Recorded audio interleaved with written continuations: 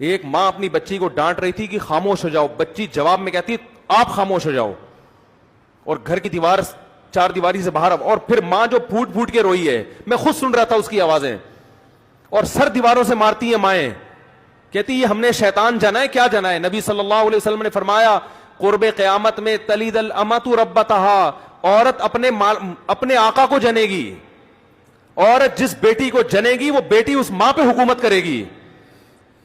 خدا کی قسم ہم اپنے خاندانوں میں اس کا تصور نہیں کر سکتے تھے کہ میں اپنے باپ سے کہوں کہ آپ چپ ہو جاؤ, یا میں اپنی ماں سے کہوں کہ آپ چپ ہو جاؤ. مجھے یاد نہیں پڑتا کہ میں نے کبھی اپنی ماں سے یہ کہا کہ آپ چپ ہو جاؤ, مجھے یاد نہیں پڑتا.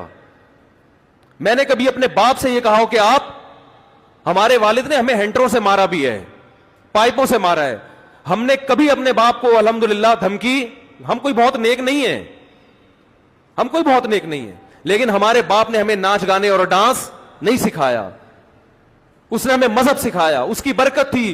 ہم نے اپنے باپ سے مارے کھائیں, اپنی ماں سے مارے کھائیں, کبھی ہم نے اپنے باپ اور اپنی ماں کو تانا نہیں دیا. ہم تو اس کو سمجھتے تھے ہم تو مر جائیں گے جیتے جی اگر ہم اپنے باپ کو تانا دے دیں, ماں کو تانا دے دیں. آج ہم حیران ہوتے ہیں کیسے اپنی ماں کی آنکھوں میں آنکھیں ڈال کے کہہ رہی ہے کہ آپ چپ ہو جاؤ. ایک بیٹی اپنے باپ سے کہہ رہی ہے آپ گھر سے نکل جاؤ.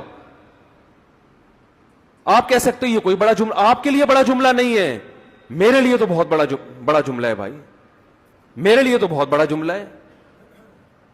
میری اولاد اگر مجھے یہ کہہ دے کہ آپ گھر سے نکل جاؤ, میں تو مر جاؤں گا جیتے جی. میں تو اس کو کان سے پکڑ کے نکال دوں گا گھر سے باہر کے, دفع ہو جاؤ یہاں سے.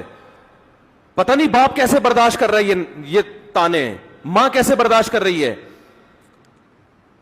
یہ وہ لبرلزم ہے جس کی طرف آپ اپنی اولادوں کو چلا رہے ہو. یہ صرف اسٹیج پہ آپ کو مسکراتے ہوئے نظر آتے ہیں, گھروں میں ان کی مسکراہٹیں بولو نہیں ہوتی. یہ